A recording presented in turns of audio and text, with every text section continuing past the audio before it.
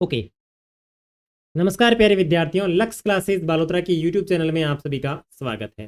प्यारे विद्यार्थियों, अपन आपके 9वें अध्याय से जो आपका 9वां अध्याय है इतिहास विषय के अंदर, जिसके संदर्भ में तीसरी क्लास है और आज अपन इसके महत्वपूर्ण अभ्यास प्रश्नों की बातचीत करेंगे।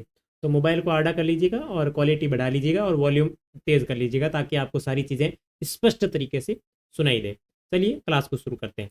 तो सबसे पहले अपन आपके अभ्यास प्रश्न देखते हैं। तो यहाँ देखो, अंतवर्मन, ये इसकी मिलान किस में जाएगी? तो देखो, इसकी मिलान जो है वो जाएगी आपके ये उड़ीसा में।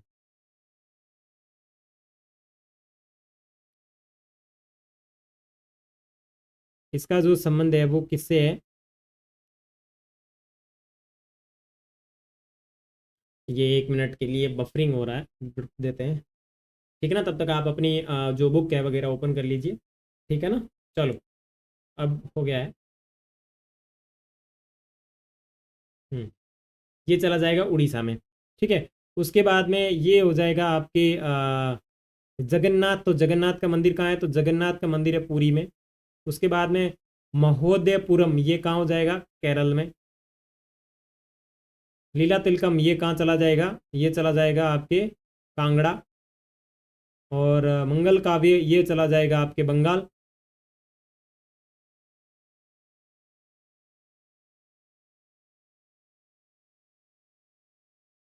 और लघु चित्र, ये भी चला जाएगा केरल। ठीक है ना, एक बार इसमें देख लेते हैं। हम्म सॉरी सॉरी सॉरी, लघु चित्र बंगाल में आ जाएगा। ठीक है ना, इसको एक बार आप वापस देख लो। ये रहा, मैंने ओपन कर दिया। जो आपका अंतवर्मन है, अंतन वर्मन उड़ीसा में चला जाएगा। ठीक है, और उसके बाद में बात करें आपके जगन्नाथ की, तो ये आपके पुरी में आ जाएगा। और महोदय की बात करें तो केरल में आ जाएगा। लीला तिलकम की बात करें तो ये भी केरल में चला जाएगा। और ये मंगल काव्य कांगड़ा में हो जाएगा। और जो आपके दूसरा है ये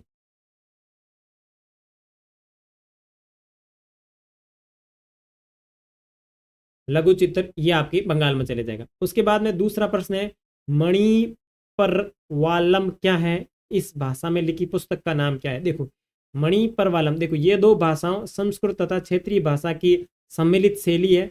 अर्थ, इसका जो अर्थ होता है वो होता है हीरा और मूंगा। ठीक है, लीला तिलकम नामक पुस्तक इस भाषा में लिखी गई है। ठीक है ना, तो ये आपके दूसरे प्रश्न का उत्तर है। उसके बाद में तीसरा प्रश्न है कि कथक के प्रमुख संरक्षक कौन थे? तो कथक के जो प्रमुख संरक्षक थे वो नवाब वजीद अली शाह कथक के प्रमुख संरक्षक हैं। ठीक है ना, तो यहाँ पे आपका तीसरा प्रश्न हो गया ये। उसके बाद में चौथा प्रश्न देखो कि बंगाल के मंदिर की स्थापत्य कला के महत्वपूर्ण लक्षण क्या है? तो देखो, बंगाल के मंदिरों की स्थापत्य कला के प्रमुख लक्षण निम्नलिखित है। देखो, मंदिरों की छतें छप्परदार झोंपड़ियों की जैसी होती थी। दो चाला यानी दो छत वाली, जो अभी अपन ने पिछली क्लास में देखा। शौचाला यानी चार छत वाली। और ढांचे में चार त्रिकोणीय छतें और चार दीवारों पर रखी जाती थी। चार त्रिकोणीय छतें होती थी और चार दीवारें बनाई जाती थी, उनके ऊपर रखी जाती थी, जो कि बहुत ही जटिल काम था। और मंदिरों में अंदर की तरफ कोई सजावट नहीं होती थी, उनकी दीवारें बिल्कुल सादी होती थी। और कुछ मंदिरों की बाहरी दीवारों पर चित्रकारी की जाती थी, वहां पे टाइलें या मिट्टी की पट्टियों के द्वारा वहां पे सजावट कर दी जाती थी। तो ये था आपका चौथा प्रश्न। उसके बाद में आगे देखो,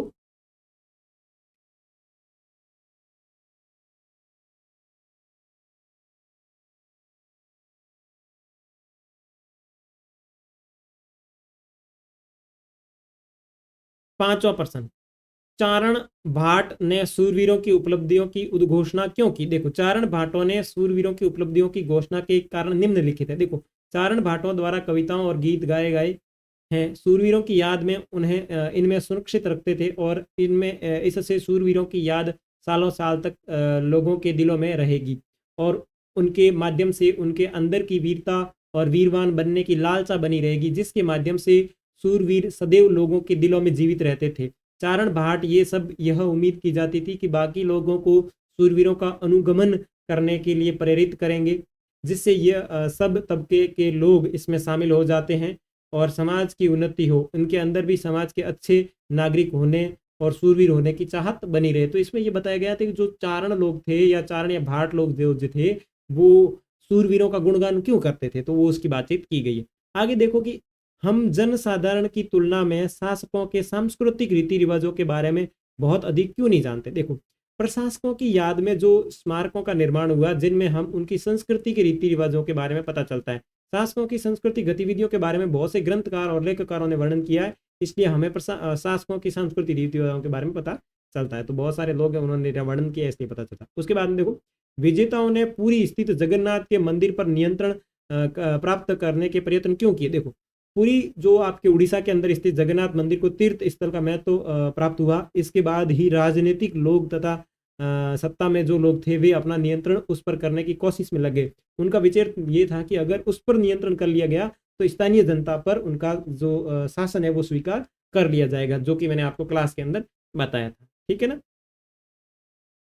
आगे देखो प्रश्न संख्या 8, ठीक है, कि बंगाल में मंदिर क्यों बनवाए गए। देखो, कुछ शक्तिशाली लोगों के द्वारा बंगाल में मंदिर बनवाए गए क्योंकि इसके माध्यम से वे अपनी शक्ति का प्रदर्शन करना चाहते थे। पुराने समय से मूर्तिकार भवन, मंदिर तथा मस्जिद का निर्माण आज आदि शक्ति प्रदर्शन का प्रतीक रहा है। क्योंकि मंदिरों का संबंध आस्था से है, अतः इस माध्यम से आप जनता के दिलों से सीधा जुड़ सकते हैं। ऐसी मान्यता थी कि अगर मंदिर के ऊपर कब्जा कर लिया है तो राजनीतिक सत्ता हासिल करने में आसानी होगी, और इसीलिए ज़्यादा से ज़्यादा मंदिरों का निर्माण किया जाने लगा। और इससे सांस्कृतिक रीति रिवाजों का भी प्रभाव दिखा जा सकता है, जिसे जनता के बीच में आत्मीय बनकर रहा जा सकता है। तो ये थे आपके महत्वपूर्ण प्रश्न, जिसमें अपन ने आपका ये दूसरा प्रश्न देख लिया, तीसरा देख लिया, चौथा देख लिया और पांचवा भी देख लिया, छठा भी देख लिया, सातवां भी देख लिया और आठवां भी देख लिया। उसके बाद में आइए करके देखें तो ये आपके खुद के द्वारा किए जाने वाले अभ्यास प्रश्न है, तो इसमें ज़्यादा कोई ध्यान नहीं लगाना है। आगे बात करेंगे आपने 10वें अध्याय की, जो शायद आपके इस पाठ्य पुस्तक का अंतिम अध्याय होगा, लेकिन इससे पहले आपके इस अध्याय के टेस्ट होंगे। टेस्ट के बाद में अपन बातचीत करेंगे। तब तक के लिए बाय बाय। अगर चैनल के ऊपर नए हैं तो चैनल को सब्सक्राइब कीजिए, साथ ही साथ अपने दोस्तों को इस वीडियो का, इस चैनल का लिंक जरूर शेयर करें।